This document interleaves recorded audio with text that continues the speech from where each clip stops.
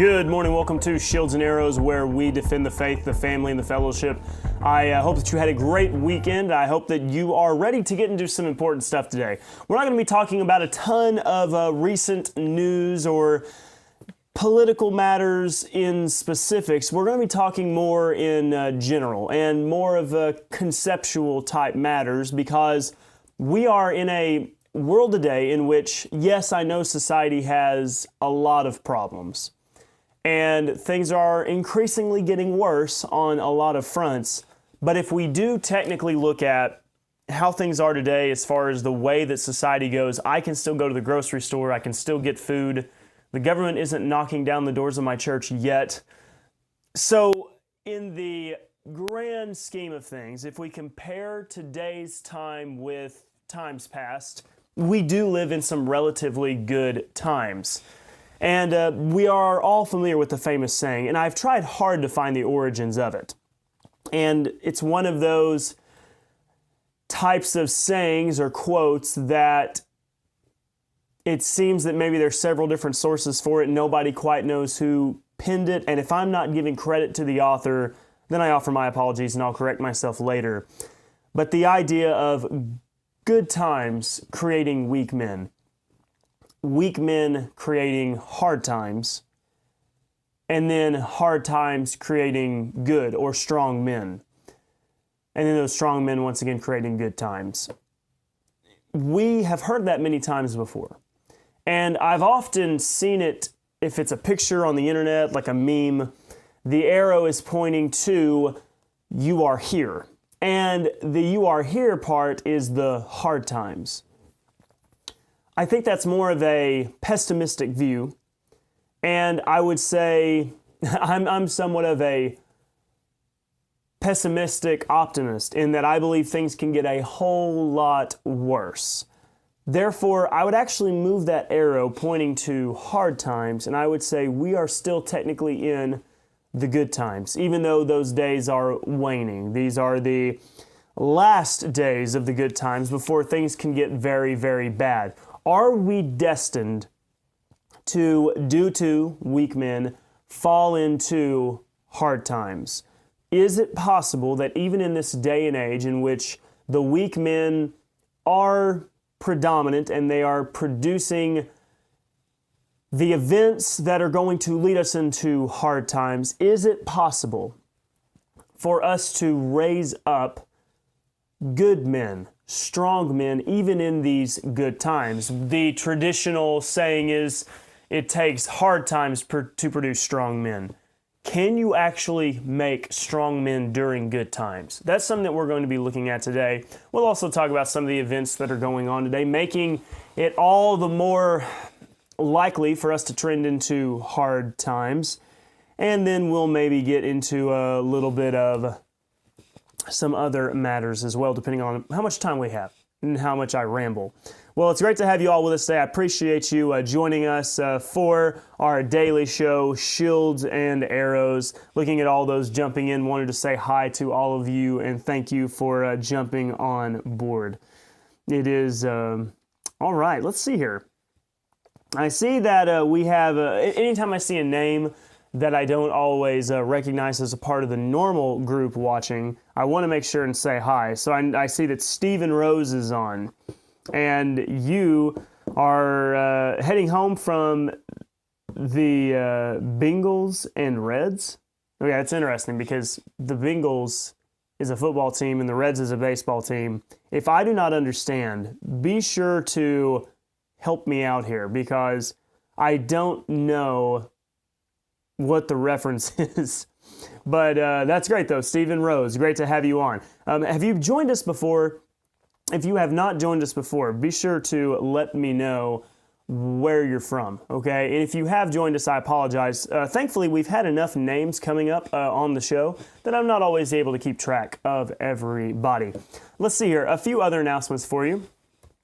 If you go over to our YouTube channel, you will see that we have our Sunday sermon uploaded for you, and that is right here, which is Misapplied, a still small voice. So much of The evangelical world has looked at the story of Elijah on the mount and God speaking to him in a still small voice and building a theology that is how God speaks to us today. We addressed that in our Sunday sermon and the problematic issues that it creates. So that is that sermon. Now, later on today, I am planning on, in the afternoon, I'll try to make an announcement for you that we're going to do a live streaming of our Sunday school lesson, which is Jonah session number 6. So be ready for that. Obviously, Philippians, we will be recording and then uploading for you. The issue with Philippians is I'm not able to live stream it because our church doesn't have good enough internet yet. So you just kind of have to be patient and wait for me to get these things done. Okay.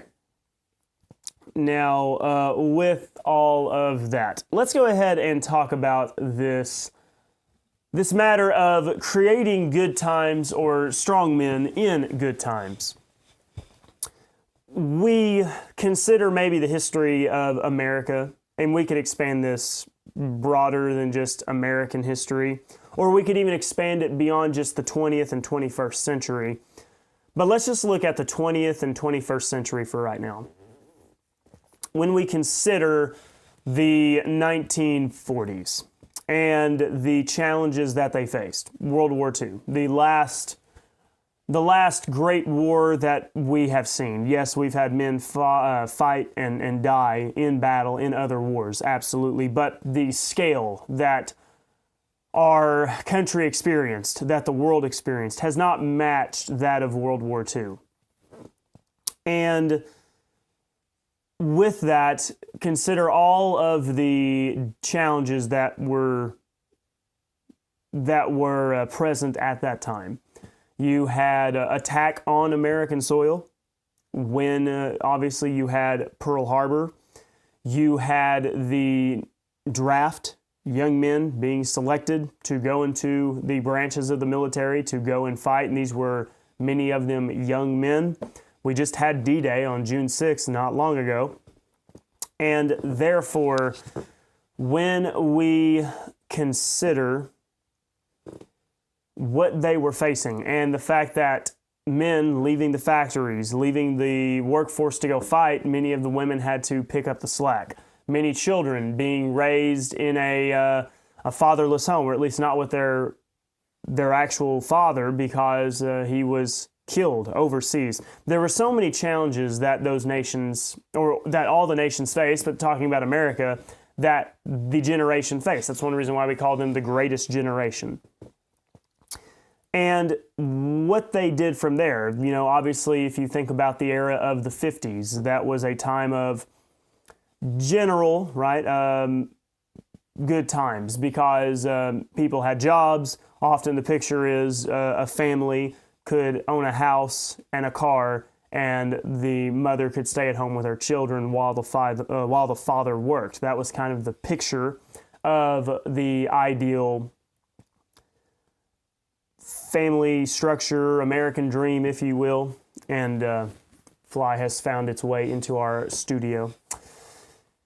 And that was some very good times. Certainly there were problems. I'm not saying that everything politically, socially was ideal, but if you think about families, generally families were pretty strong. This was true across all demographics in America. And that's an unfortunate reality that many in progressive historian circles want to ignore. The fact that in black communities, there were fewer children being born out of wedlock and in fatherless homes back in that time, even with all the other very serious, problematic, and racist laws that were in place, all that being factored in. And with that, you had churches that were doing well, men were leading churches, and then something happened, something trailed off. You get into the 60s, the 70s, the 80s, and you start to see a decline in the family values. You see divorce rates go up. You see fatherless homes becoming more predominant. Obviously, you see churches start to empty. And you see especially a rise in fatherlessness in all demographics, but especially some of the minority groups as well. And all this has continued on into today. So we had good times turn to hard times, and then out of that, good men rose up. Good men were produced from that. They had to rise to the occasion. And I would say that those good times that we had have persisted in a sense.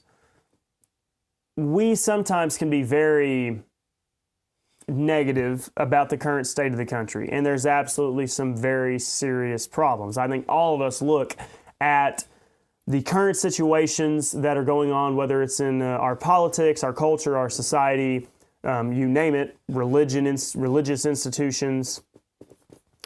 There's a lot of very concerning observations right now. Yet, to a degree, that good times still has continued on. And in some ways, some things have gotten better, even since the 1950s, if we consider our technology improvements, if we consider some of the laws that were in place, obviously with the removal of Jim Crow and segregation. Although, guess what?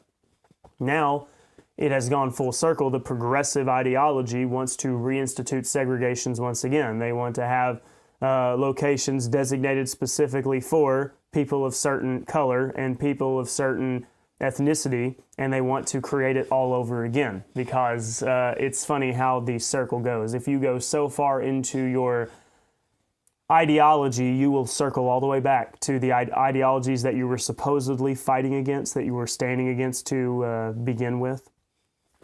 And with that, there are some things that have improved to a degree.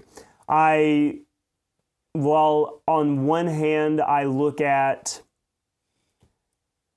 the church, while there are many churches today that are far worse off than they were in the 50s, at least concerning maybe numbers and conservative values, I think that we are seeing maybe a potentially larger number of churches teaching a dispensational doctrine, a view of the Bible, rightly dividing it.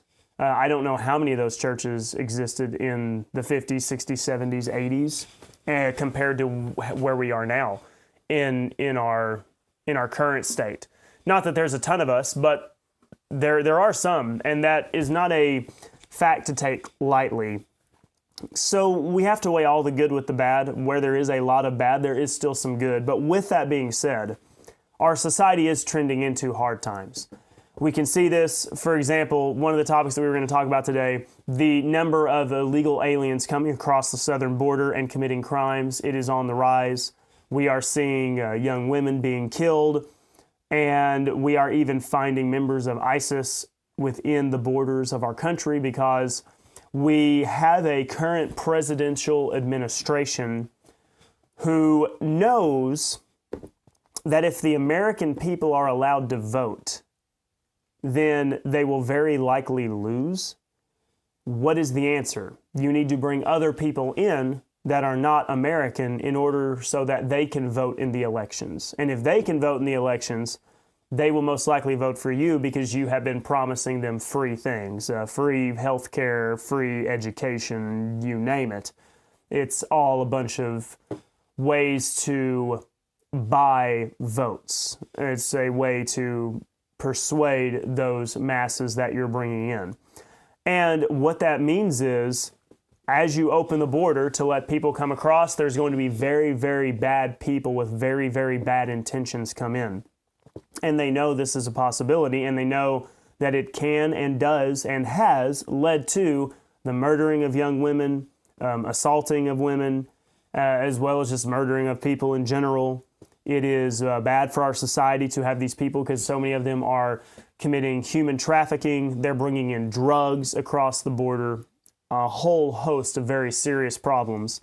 However, it is worth it to them to risk and bring about those potential problems if it means they're able to get some more votes to where they can ensure that they will remain in power.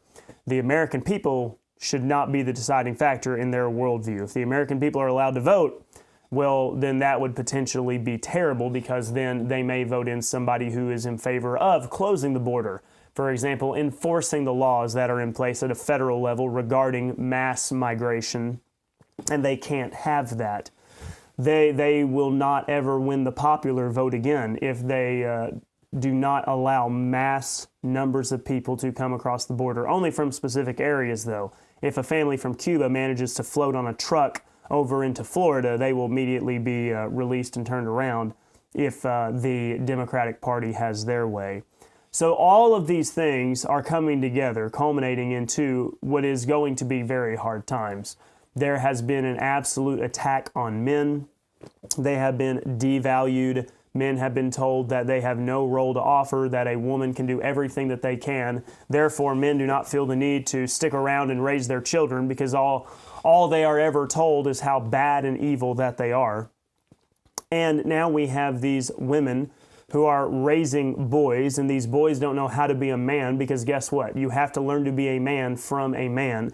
And the reality is you have a multi-generational problem, because the generations of men that have now fathered sons, we are into what, the third or so generation now, in large degree, of the age in which men are being told they do not matter, they do not have a role to fill, they need to just get out of the way. That really is true if we think about it. There are, if you take 20 years old, there's 20-year-old men, we could maybe even argue boys because they haven't grown up, having children. If you go back to another 20 years, guess what? Those men were being born in the year 2004. I know that's amazing how time moves. Go back another 20 years, 1984. So with that, we have to consider the fact that this problem has snowballed very quickly.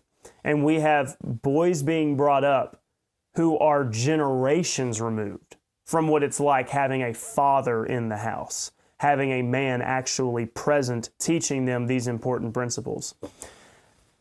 And also, we have a lot of women who are told, do not have children at all. Children are nothing but a burden. And as a matter of fact, you should kill your children if you are ever so unfortunate as to become pregnant with one.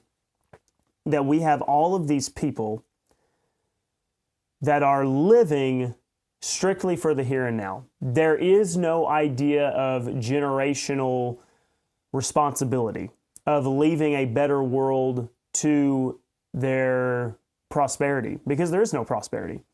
And so they are going to do everything that they want in the here and now. Who cares about the consequences? Let's institute whatever ridiculous policies that we want. Let's spend as much money as we possibly can so that we can have all the benefits here and now. And who cares about those that come after us, who will have to manage and deal with all the problems that we created? It is kind of the eye of the storm right now. And I am somebody who is trying to be an optimist in this situation, because I think there are still enough foundational principles that have not been completely destroyed that we can build something from this wreckage. I don't necessarily see it as a fire that has consumed a building and now there's only ashes. You can do nothing with ashes. What I see is more of a tornado has gone through and ripped a building apart, yet there is still some good 2x4s laying around that we can take and we can still use to build something. How can we create good men during relatively good times? The fact is, the call for them to be good is not all that demanding. It's very easy to rise to the occasion and get ready for a fight whenever the evil is clear and present. We've talked about this before. There's a lot of men who are mentally prepared to fight the theoretical bad guy that wants to hurt their family, that looks like a monster, that is seeking to hurt them. He's carrying a club, a knife, a gun, you name it. But there's a lot of other very serious threats to our families that so many men on a daily basis are not prepared to fight, and they're not even looking out for. They're not even aware or concerned with it. And that comes down to, once again, so much of the ideology that seeks to control the minds of our children, and the agenda of those that are in power that seek to sway our culture and our society. We have to be ready for that fight as well. And with that, how can we create good men whenever the threat is not so openly clear? One reason why it seems that the war on terror is such a difficult fight, or fighting those in Afghanistan, the terrorists that were there, or even some that could have been in Iraq. The challenge is they're not wearing the swastika on their uniform. In World War II, the enemy was clearly labeled. They were wearing a uniform. In today's time, the enemy that we're facing, it's not quite as obvious. It's not quite as clear. And as a matter of fact, if you want to use the terrorist example, sometimes what may appear to be a good guy, an ally in this fight, is really just a bad guy in disguise, a threat that is hiding in plain sight. And we have to train up our young men to be able to handle that. Now, we also have to train up our young women as well. This is not a neglection of them. You can judge, and I've said this before, you can judge so much about a society and its health by how the women in the society conduct themselves. If you have women who act pure, if you have women that have modesty, chastity, that is a society that has some hope. Whenever the women also fall into deprivation, if they fall into perversion, if they do not honor themselves, treat themselves with respect, dress themselves with respect, then that's a society that's certainly in decline. But when it comes to the young men, we need to raise up young men who know that there is a fight at hand. I think that is one of the big downfalls of men raising boys today. I think that we have men who live in such a narrow-minded mentality, and it's all about making sure their son has a good job, and then if their son does get married, then making sure that however much money you can make, you can afford to pay for everything. That's really pretty limited, and that's honestly about it. They are so focused on just purely the material aspect of things. They do not think of anything greater. So that's why you have a lot of young men who are, for the most part, they want to make some kind of money. Now, there are some young men who are lazy and don't want to take on any responsibility, and I'll say this. One reason why a bunch of young men don't necessarily want to take on responsibilities is because they know they'll have to provide more if they do that. So they are much more inclined to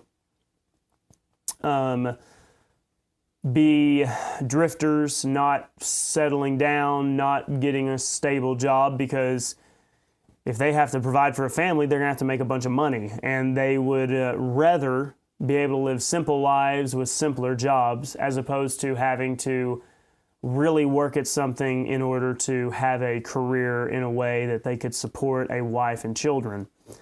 So they choose to opt out. For the men that don't choose to opt out, once again, they see their biggest priority as they need to make money to meet the needs of their family. And then if they can instill in their children the importance of making money to meet needs, then they've done their job. There are many men that they will sit back, and as long as their sons or their daughters have a career and have made money and can be self-sufficient, they say, all right, good job. My work here is done. In reality, you miss the biggest point. If as a father, if as a man, you are trying to raise up your boys or your daughters under the position that the most important thing I can do for you is to make you self-sufficient, you have missed out on the major part of being a parent. And I think that's quite a shock to some people, because I think for a lot of people, The idea of having a child that is self-sufficient, that can take care of themselves, that can make their own money, that seems to be the ultimate goal. As long as your kid isn't living in your basement, mooching off of you, then you have made it as a parent. I would say that if you only ever teach your child to be self-sufficient, you failed as a parent. Because that is not the only aspect of being a parent that you are responsible for. There is, and I'm speaking as someone who is not an expert on the matter. I'm not speaking as someone who has raised a child yet. I've got a whole bunch of young children, and hopefully one day they will turn out to be good, hardworking people who can take care of themselves. But that is not the most important priority. That is something I want to teach them, and I will teach them. But I would say that teaching a child to be self-sufficient is maybe one of the easier jobs as a parent. Teaching them to be able to take care of themselves. The only reason I say that's one of the easier jobs, once again, I'm not speaking from experience, but I'm speaking from observation. There are a lot of people in the world today who have jobs, who have careers. I know of a lot of people who maybe didn't have parents who were all that involved in their lives, who still managed to go on and get a job and live. They had food in their fridge and a roof over their head. To teach a child to be self-sufficient really is the most bare minimum as a parent. You cannot check that box and say your job is done. And I think what we have today, why one reason we are headed towards those hard times, is because so many parents have checked that one box. Self-sufficient. They've got a career. They've even got a good career. They went to a college, they went to a university, they went and got a higher degree, a higher level of education, a master's, a doctorate, and they think, I've succeeded as a parent. If that's all that you were concerned with, you have not done your job. What you have to do in your children is instill values. And the values cannot just be limited to work ethic, and they cannot just be limited to being independent, self-reliant.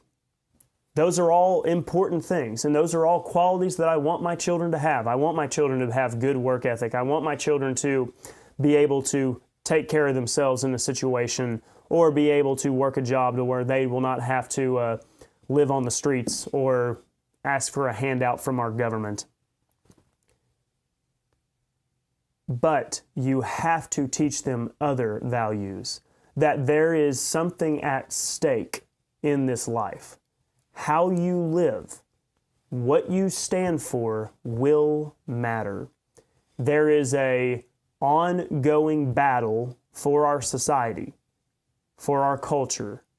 What are we going to do in this life? If you live your entire life making a bunch of money and seeing your children through college and then retiring when you're 60 and living debt-free, that's great. But what did you actually accomplish in the long run? In the long run, you really didn't do anything. You minded your own business, and you never got out of your chair, or maybe we could say left your little bubble to really invest in anything. Now,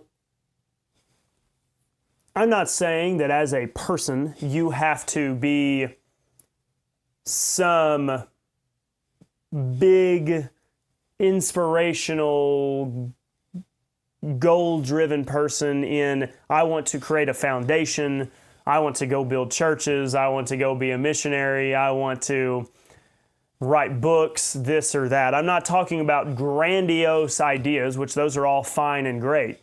What I'm talking about is simply doing something that is going to have carryover into the next generation. Your wealth is great. If you think I'm going to live a good life and then give my wealth off to my children, that's fine. Yes, your children will inherit wealth. But what value is that other than, okay, great, they're going to have a little bit extra capital. They're going to have a little bit more to their net worth at the end of the day. Money is temporary. And depending on how things go in this society, all your wealth could be gone just like that. Are you going to invest in something that is actually going to have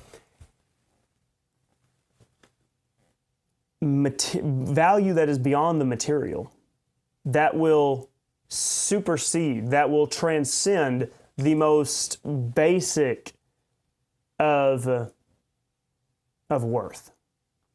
If you're a parent and you raise your children to have a value for truth, that it matters, that your principles matter, not sacrificing your convictions and what is right and what is wrong, that is going to be far more valuable than any wealth that you can ever give them.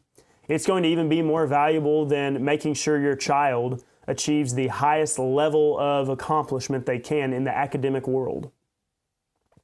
It is more important than seeing to it that your children become millionaires.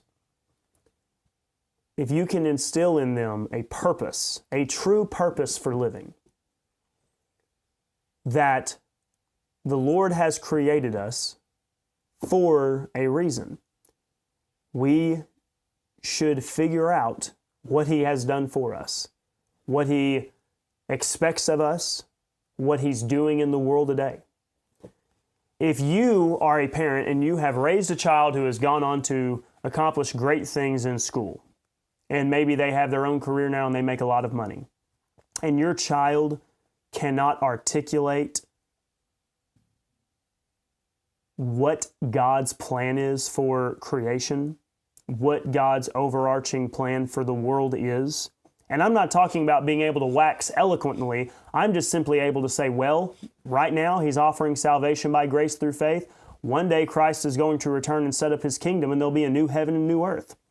If they cannot even explain the most basic of things, and they will just simply shrug their shoulders while sitting in their $80,000 car in front of their fancy house and say, I don't know, what did you really accomplish in the long run?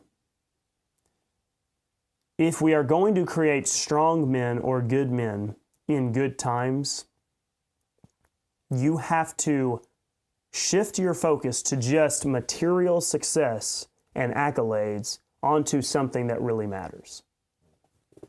If they are not somebody who can understand the important principles within the Word of God, if they are not someone who can understand the importance of raising their own children with values, we've talked about it before. You have a generation that doesn't make it that big of a priority to know about God, even though that generation does because they were brought up knowing about God. But then the generation that they raise is going to have all the less emphasis on God. They'll have the most bare minimum, the most basic. What does that do for the next generation? And all that material wealth, all that you labored and you worked for, in a few generations will be nothing. And your existence will be nothing, and everything you accomplish on this earth will come to absolute zero. Nothing. It doesn't matter. The wealth will be gone. Whatever land you had will be sold. Whatever house you built will be torn down. And there will be no memory of you. Or there will be no memory of anything that you instilled in anyone. Except for maybe in a few generations, you'll have some great grandkids who still thought it was important to have A's on a report card.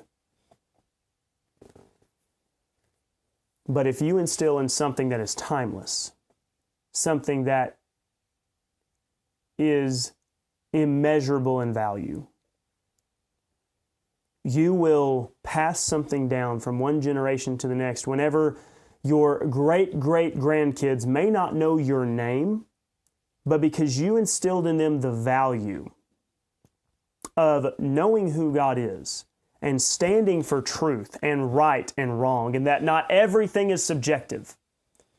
That love is not just love. That marriage is between a man and a woman. It is wrong to murder children.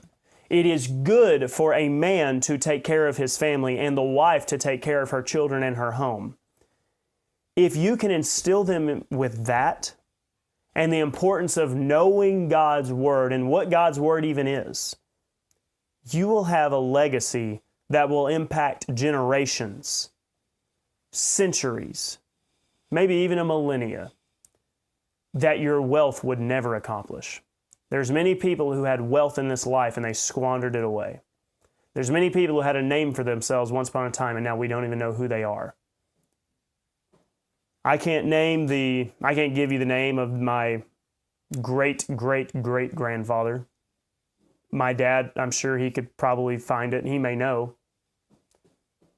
But I know that there was enough value placed in that family that my grandfather taught me, or taught my dad, and even me too, but my grandfather taught my dad the important principles of honoring the Lord in the way you live, and my dad teaching it to me. So that is how we're going to create strong men in good times. They have to understand that even though the times right now are not as bad as what they could be, there is a fight that is on.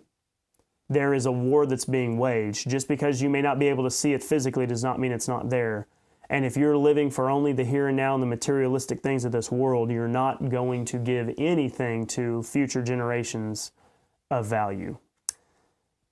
And with that, we need to raise up boys to be boys. They need to learn to use their aggression for good. You absolutely can do that. The same aggression that a thug may use to rob somebody, that same aggression exists within a good man. It just depends on how it's used. You can use your aggression for good. You can use your aggression for evil.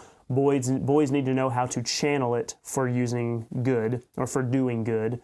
We don't need to feminize men. We need to let them be men. We need to not defeminize women. They need to know the value of their roles as wives and as mothers and embrace those maternal and feminine roles. And in doing so, maybe, just maybe, our society still stands a chance.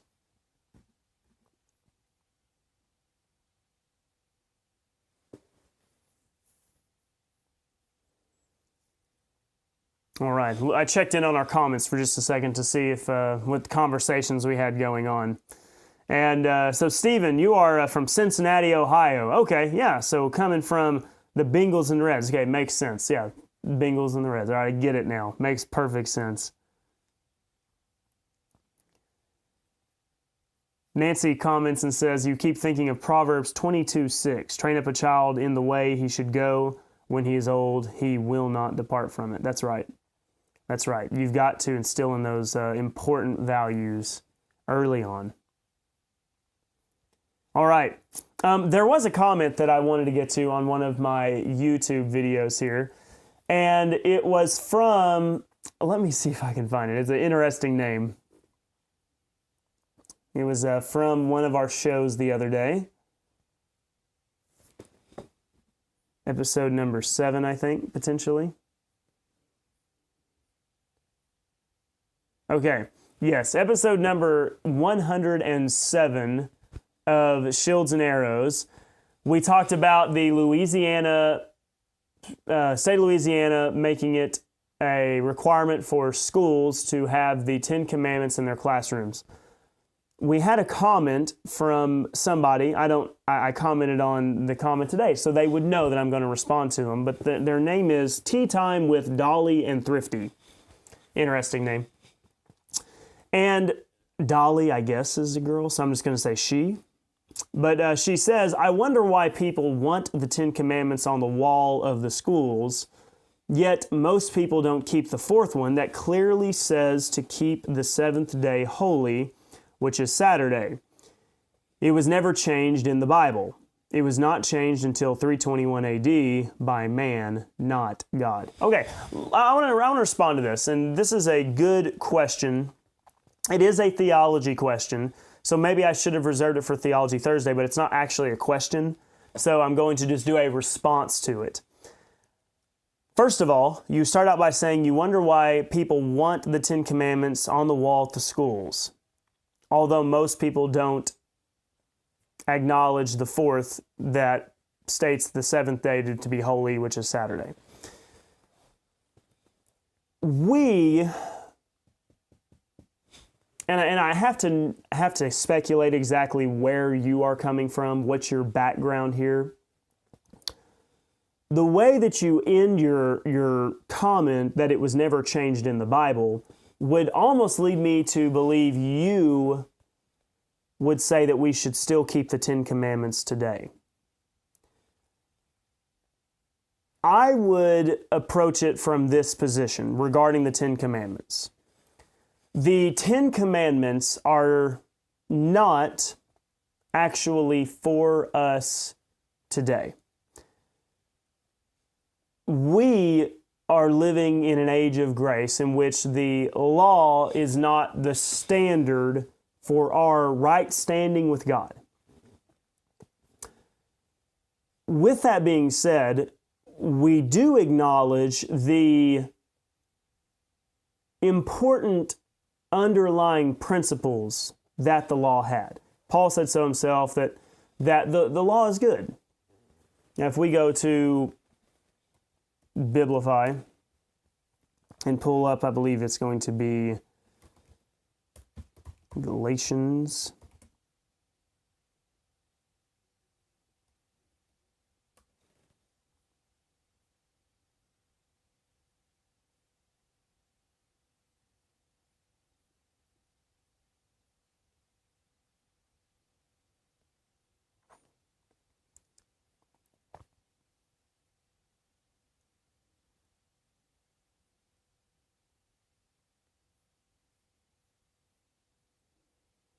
I may have been thinking of Romans.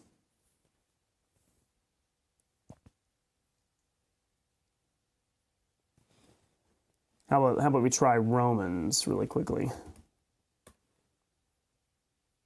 I want to address this matter of the value of the law, of the Ten Commandments, and where it fits in compared to the actual application of it today.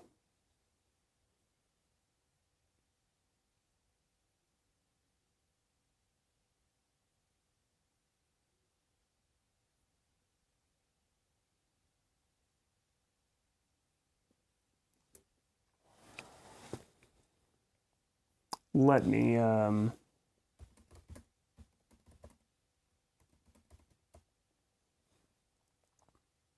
Romans chapter 7. That's what I'm looking for.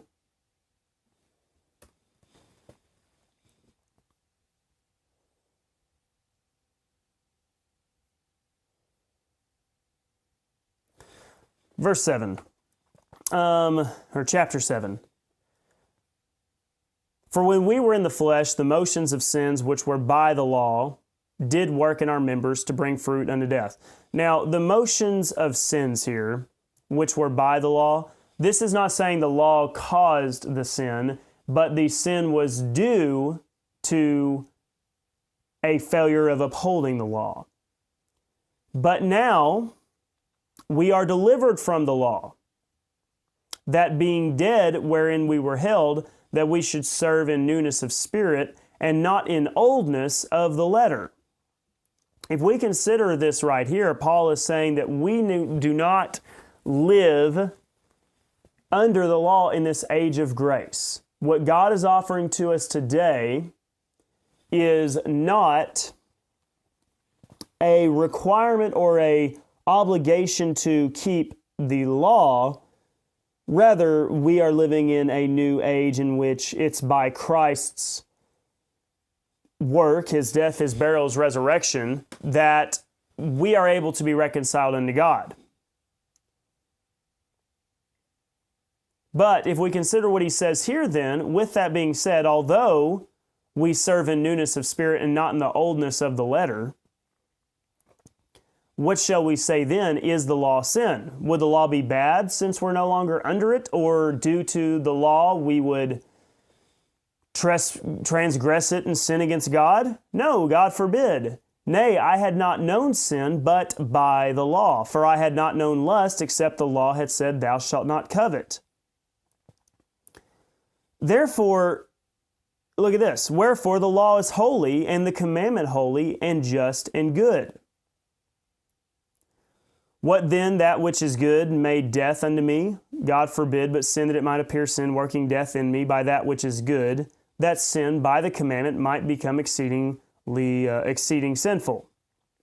So with that, Paul is saying there's this problem. There's the law, and if you break the law, you are sinning against God. You are condemned before Him.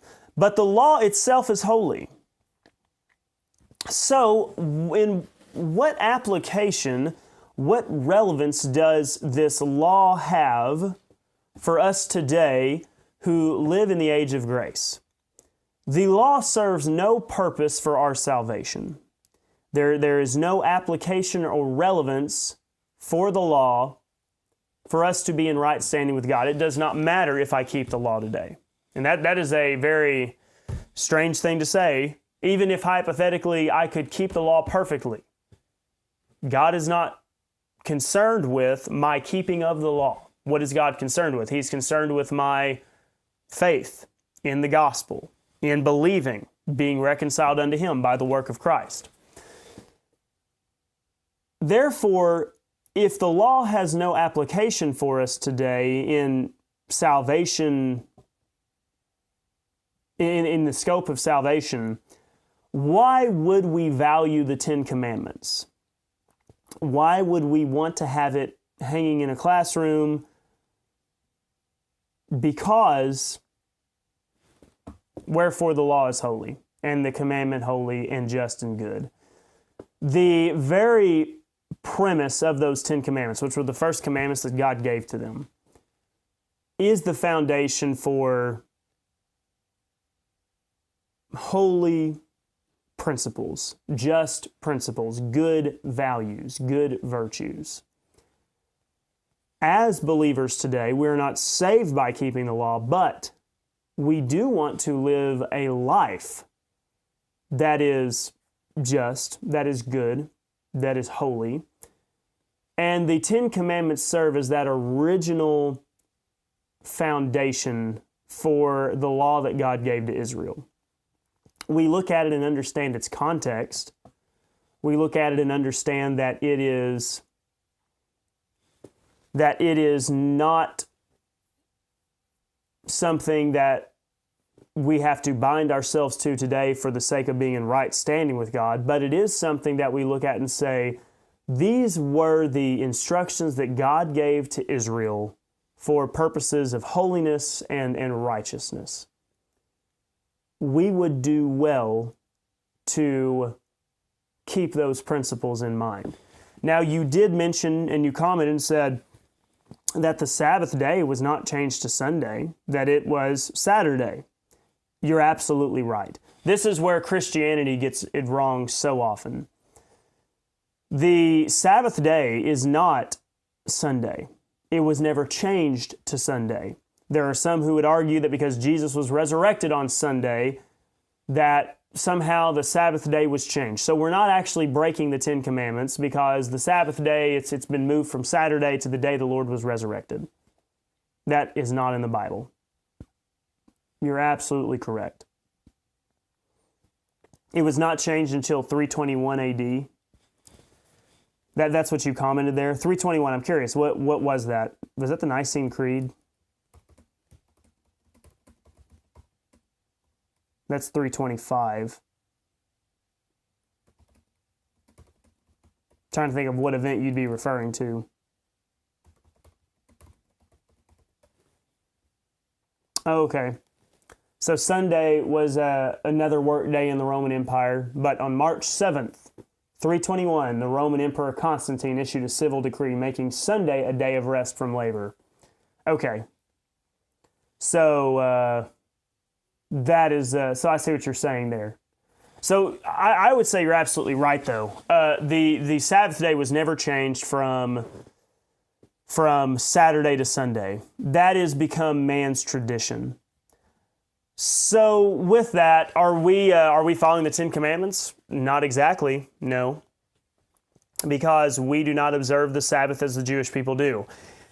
Now this is an interesting discussion. I actually think about this sometimes. Is it good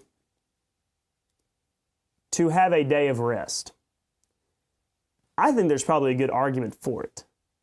A good case to be made. You work 6 days and rest on the seventh. With that being said, because we're not under the law, for the sake of righteousness, you're not obligated to keep the Ten Commandments in order to be saved and have right standing before God. What is asked of you? What's asked of you is to believe the gospel, be reconciled unto God. The remainder of that, we do have the Ten Commandments and the principles that are put in place. We would use, I would say, good judgment. If we create a law for ourselves that you are required to keep the Sabbath, you would be almost putting yourself back under the law all over again. It's not a rule that is necessarily enforced. I would also argue, in some degree, the Ten Commandments aren't really all that enforced in Christianity today anyways, because we allow all sorts of things to occur. If you are to break the Ten Commandments in the days of Israel, of the Mosaic Law, well, then you'd be excommunicated, maybe at best, stoned at worst. We don't take that near as seriously.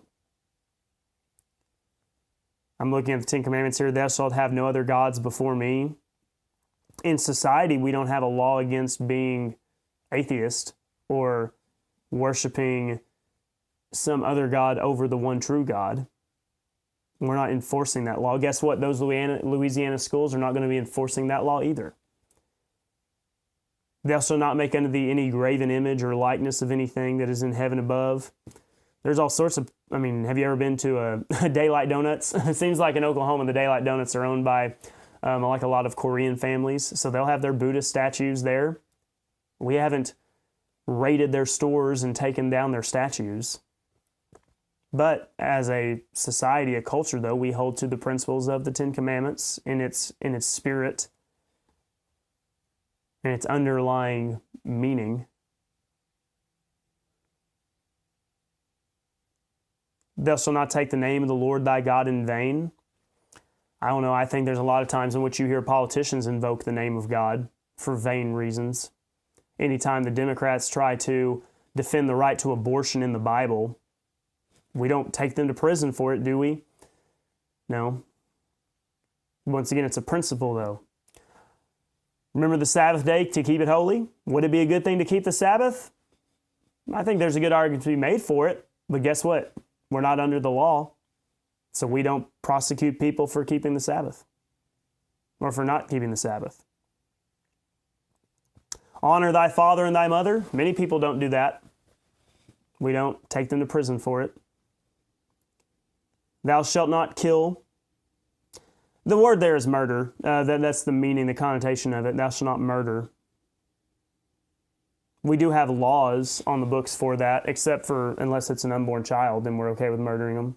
Thou shalt not commit adultery. Adultery is not an offense that, I can see my fly right there in this screen.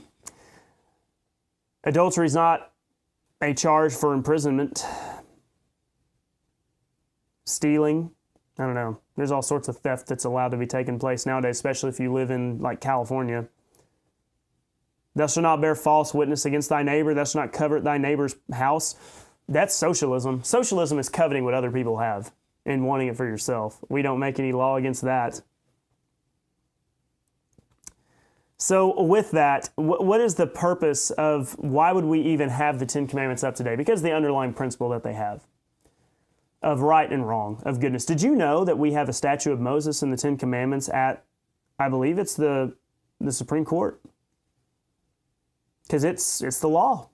It's the law that was given of right and wrong, goodness and goodness and righteousness and holiness. So with that, you are absolutely right that the Sabbath day was not changed.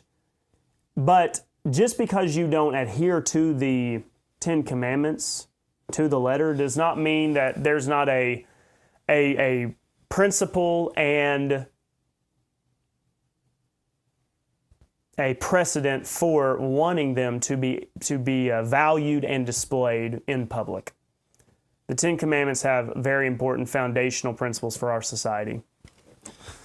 All right. Let's see here. I'll say hi to everybody who joined us today. We had Scott jump on today. Good morning, Scott. Appreciate you. Myra, good morning. Great to have you on as well. Ken, going good morning from the home of Walmart. So you had to go to Walmart this morning. Oh, I try to not give them money when I can, but every now and then, sometimes when in rural Oklahoma, Walmart may be the only place that has something. Nancy, good morning. Great to have you. Kristen, good morning from your home. Jeremy, great to have you on this morning. Let's see here. Who else? Myra's listening from stormy Green Bay, she noted. Mr. Jerry Etheridge, it's a beautiful morning in sunny southeast Georgia. Georgia is some pretty country. I will definitely say that. Chuck is on, and they can all vote. To vote in a federal election, one need not prove citizenship. Guess who they vote for? The one who let them in. Absolutely. That is that entire principle. Alan got on a little bit late. That's okay, Alan. You can catch back up. All right. Well, with that, I believe that's about all I have for you. Thank you all so much for taking the time to watch and care about the thoughts of a young preacher. And hopefully give you a little bit of encouragement that there is a younger generation that does care, that values the principles that you stand for. And maybe together we can raise up some good, strong men and women who can maybe avoid this hard time that is to come, and maybe we can have a few more years of good. And this has been Shields and Arrows, where we defend the faith, the family, and the fellowship. We'll be back here tomorrow. Now this afternoon, kind of stay tuned. I'll maybe try to give an announcement if I can, but you may just find our Sunday school session over Joshua going live. So be on the lookout for that. We appreciate you all. We'll see you later.